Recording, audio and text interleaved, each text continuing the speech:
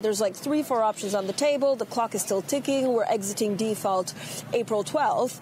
What do you think? What form will Brexit take? Yeah, it's bifurcating in many ways. I think, Tom, you were right to say this is a really important week, and one cannot really exaggerate the importance of what is happening now.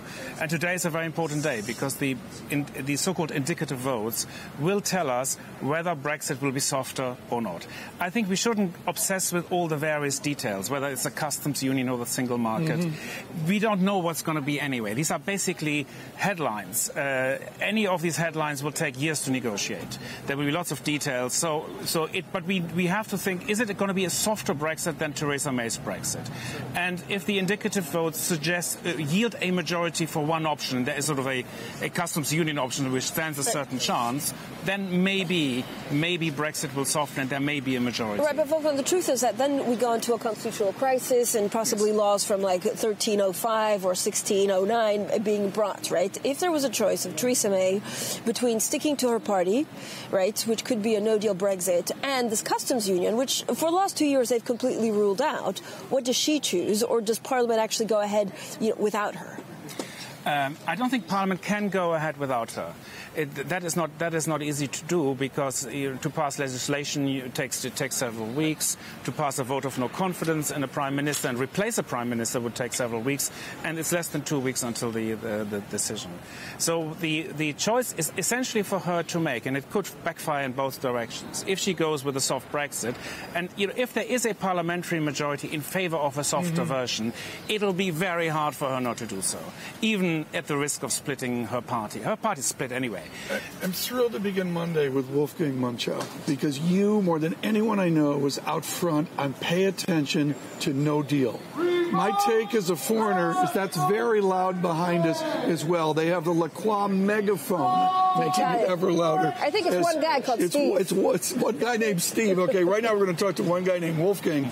And Wolfgang, on no deal, rather, I see a mass polarization over what no deal means. The end of the world as we know it, the leadership of Siemens writing on the effect of Europe multinationals, and then other people saying it's 9 months where we worry about can we get brie cheese. Which is it going to be given a no deal?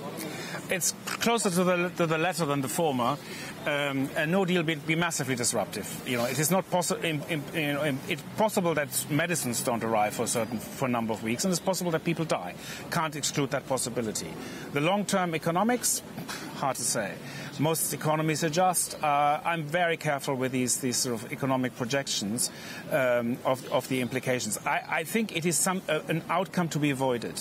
It's not a desirable outcome. It's not an outcome. And when I say it's likely, it's not because I think I want it or anybody wants it. It is because, well, there are some people who do, but it is because the options of the EU and the UK might ultimately be no alternative to it, and that and people misjudge each other, and that's been a permanent feature of this crisis. The hallmark when you ran FT Deutschland, when you invented FT Deutschland, was a separation of the elites in Germany from the people of Germany, all that tumult over unification and all that. What's the separation right now in the United Kingdom of the elites and the people? Well, I don't know this, and I don't follow that narrative that there is sort of the elites up there and there's a stitch up. It's a divided country. The referendum was 52-48. Look at the polls; it's pretty much the same.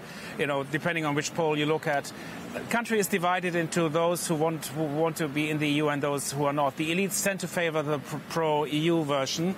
But it's not that there is sort of a small elite trying to force its will onto the country. If that were the case, they would have been defeated much more clearly. We would have had the Brexit by now. I mean, we're already 2 days over the limit. It's a genuine division. Is there someone who can actually unify this country? Do we need general elections? Is Jeremy Corbyn the person? Will someone else emerge? Among the current candidates, no one can. Jeremy Corbyn will divide the country in a different way than Theresa May does. Theresa May is in many ways, we thought of her originally as being more unifying. If you look at the list of her potential successors, they're likely to be even more divisive. There isn't sort of anyone on the horizon. What could unify the country would be the failure of Brexit. Brexit happening and failing and something else emerging. That is a possibility. The possibility of Brexit succeeding and the country simply moving on. That's another possibility. But all of them will take time. and there's no unity ahead of us.